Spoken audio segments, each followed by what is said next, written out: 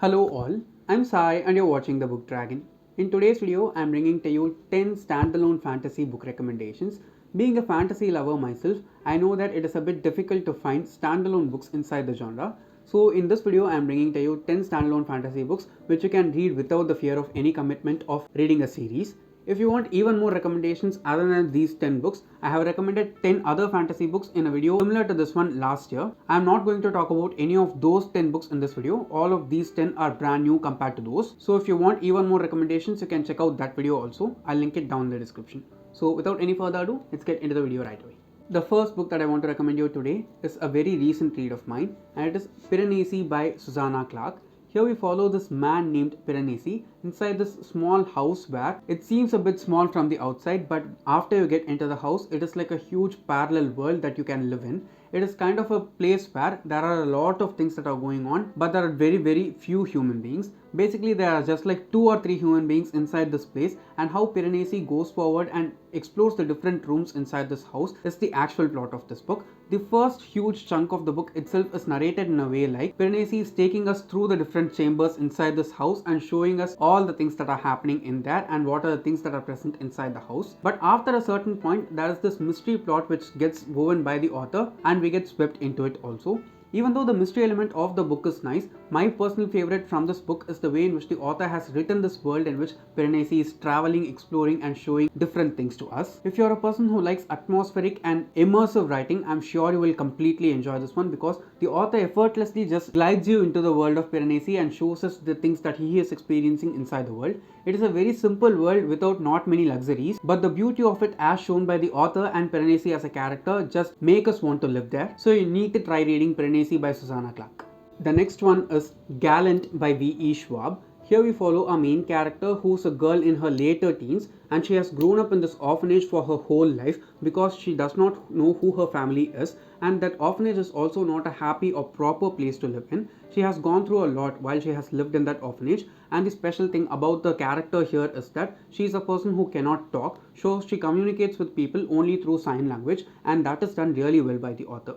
After a few years, what happens is she gets this invitation or letter from this family who finds out that she belongs to them, and because of some reason she has gone lost from them and she has been growing up in this orphanage. Because of the letter, she is invited to this mansion where the family lives, and the name of the mansion is Gallant. It is not a normal mansion also, it is very huge and it is part of this huge estate. At the same time, Gallant is not a normal happy manner. It has this kind of gothic vibe to it which the girl feels just as soon as she gets into it, and there are so many things which are revealed to her about her past and her mother's past in Gallant and different things about her family which she gets to know. There is kind of this doorway between which the story transitions for us, and that is really well done by the author if you ask me. Personally, I did not like this book so much and it was kind of a disappointing read for me from 2022, but I also know that so many people enjoyed this book so much, so I think it's not just a book for me and many other people can enjoy it. The writing of the author in this one is just exquisitely beautiful. At the same time, V.E. Schwab just presents the setup in which she is writing her story in the most original and unique way possible. So if you like gothic tales which will make you feel frightened a little bit, you need to try this one. The next one is An Enchantment of Ravens by Margaret Rogerson. Here we follow a main character, Isabel, who's an artist, and she makes these beautiful portraits and paintings of the Fae who come and visit her, and as payment for the paintings, she gets some spells done by the Fae in order to protect her house and her family from various things that are going on inside the world.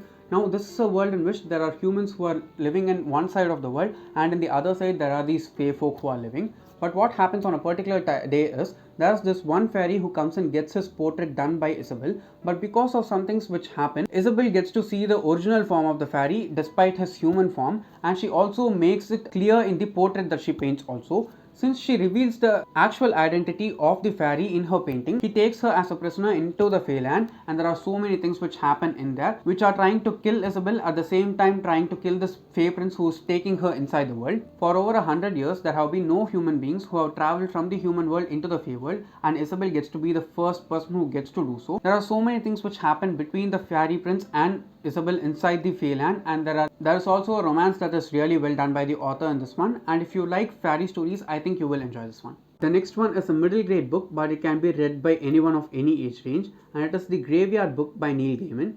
Here we follow a main character, Bod, whose family was killed by this murderer, and the murderer tried to kill the child also, but because of some reasons the baby or child escaped, and this baby was brought to a graveyard because of some reasons, and the ghosts who actually reside inside the graveyard are the ones who end up bringing up Bot as a person. Okay, because of this, Bot does not have that many human interactions, and every necessity that is had by Bot in his life have been fulfilled only by the ghosts who live in the graveyard, because of which the ghosts kind of become a family for Bot, and he starts growing up with them itself. He is not schooled as much outside also, he is schooled only by the ghosts inside the graveyard itself, and all of these ghosts are of very old people from different centuries put together. So the education that he gets is also not that much up to the mark, and it is not that of his time also. The way in which the author has written the emotions of the ghosts and the way in which Bod has grown up with these ghosts as his parent figures is the actual plot of this book, and trust me, it's a delicious experience to read this book as a whole. Neil Gaiman has this very peculiar and unique kind of writing style which will just make you taste the world that he is writing,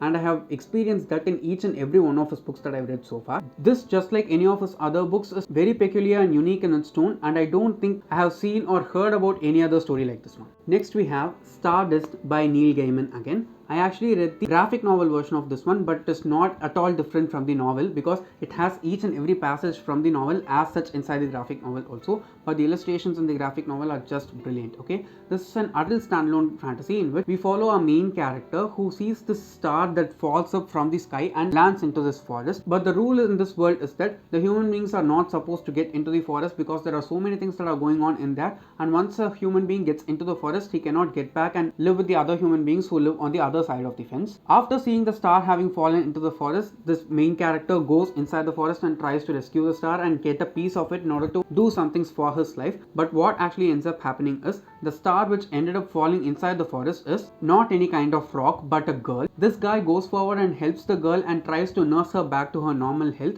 during which time so many other things are parallelly happening inside the story. It is dark in its tone, at the same time super beautifully written by the author. I can just keep on talking about Neil Gaiman's prose because he has such a unique and beautiful writing style, and I have enjoyed it so much over the past few years. I have not read all of his books, but all of the books that I've read by him so far have been easily 4 or 5 stars for me, especially because of the writing. So if you want a traditional fairy tale but narrated in a very peculiar way, you have to read Stardust by Neil Gaiman.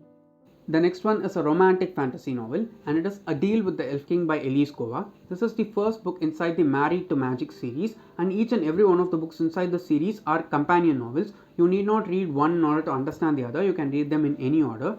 The first book is this one, the second one is A Dance with the Fae Prince, and the last one that is published so far is A Duel with the Vampire Lord. I have the second and third books on my Kindle, but I have not read them so far. In this book, we follow a main character who's 19 years old, and she is a healer inside this community. The thing about this world is that again we have this partition in the world which is divided into the human half of the world and the fae half of the world. What is the tradition in this world is that there is always a woman who's born in the human realm who displays magic at a particular age, and that woman is to be married off by the elf king from the other half. But what happens during this particular time is no woman has expressed the ability to have magic for these past few years, and because of this the elf king comes to the human world and tries to abduct the woman who's to become his wife. After the elf king comes in there, our main character's magic just comes out of her, and she gets to know that she's the person who's going to become the elf queen. She gets into the world of the elves, and there's a lot of politics that she has to deal with, for which she has not at all been prepared for. How she navigates her way through the world while trying to manage this beautiful romance that has blossomed between her and the elf king is the plot of this book, and it is very nice to read. The world building done by the author is great, and the main character here is really good. So if you like a nice romantic fantasy novel, you have to go forward and try this one.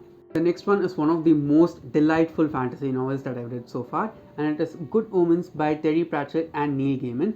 The combination of these two authors' writing style itself is a treat for any fantasy reader out there because they have such similar yet unique styles of writing, and the way in which both of them mesh their writings together is just brilliant. Okay, this book also has a lot of footnotes which you have to go forward and read in order to have a great laugh. The basic premise of this book is that the Antichrist has been born on earth right now, and in order to save the world from him, an angel and a demon from the hell and heaven have been selected by the other angels and demons and have been sent to earth. How they are trying to manage this situation and try to save the world from reaching its end is the actual plot of this book. It is super funny. There are so many many characters and there are so many subplots also. I cannot explain this book so easily to you guys with just a few sentences because it is not possible. Just trust me, go forward and try this one. I'm sure that it will be weird, it will be funny, it will be very interesting. At the same time, the magic that the author shows here and the humors that both of these authors have is really brilliant. You will enjoy it from the first page to the last, just like I did. Just take your time and read it slowly. It's not a book you can speed through and understand and enjoy completely. You need to give it some time. I'm sure that if you give some time and read it slowly, you will enjoy the hell out of it.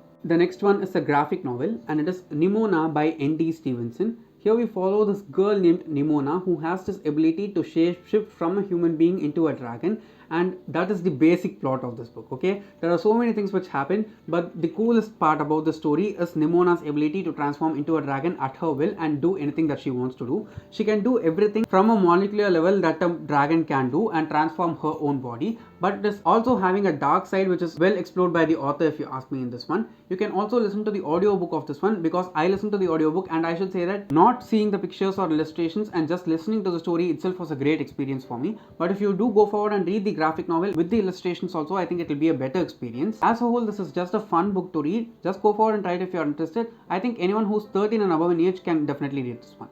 The next book that I want to recommend you guys is The Emperor's Soul by Brandon Sanderson, which is a novella inside the Cosmere. It is not related to any of the other Cosmere books, so you can just go forward and read this as the first book by Brandon Sanderson itself. It's under 200 pages long, and the audiobook is also not even 3.5 hours long, so you can definitely go forward and enjoy it. Even with the short amount of space that he has, Brandon Sanderson is just so brilliant. Okay, he puts out a very cool and unique magic system, and the way in which he uses it through our main character is excellent. Here we follow a main character who's this woman in her middle age, and she is imprisoned by the emperor for some crimes that she has done. She has this ability in order to use certain seals in order to manipulate things, in order to behave like some other things, and this ability of her is to be put into use in order to make this new emperor for the people who are actually ruling this place. Whether she succeeds in doing the emperor in the way that he needs to be done or not is the actual plot of this book. And just like in any other Brandon Sanderson book, the politics in this one is just brilliant. Even though it is a novella and there is not that much space in order to explore so many things, I think he does everything in the perfect amount that he can do inside the short space that he has. So if you like hard magic systems and if you want a really compulsive political fantasy novella, you need to try The Emperor's Soul by Brandon Sanderson.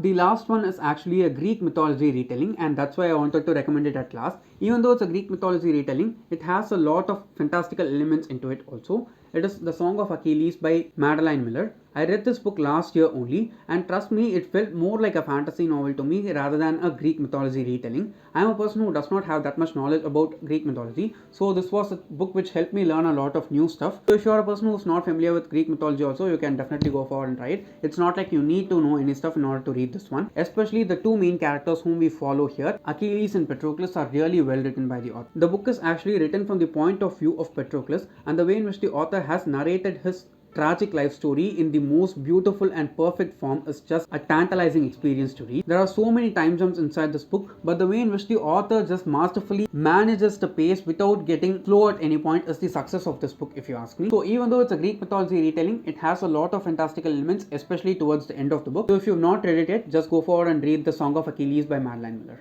So yes guys, those are all the 10 standalone fantasy books which I wanted to recommend you today. I hope it was useful for you, and if you did enjoy watching today's video, don't forget to give it a thumbs up and also share it to your friends. If you want to get more content from me, do subscribe to the channel. Thanks for watching and have a great rest of your day.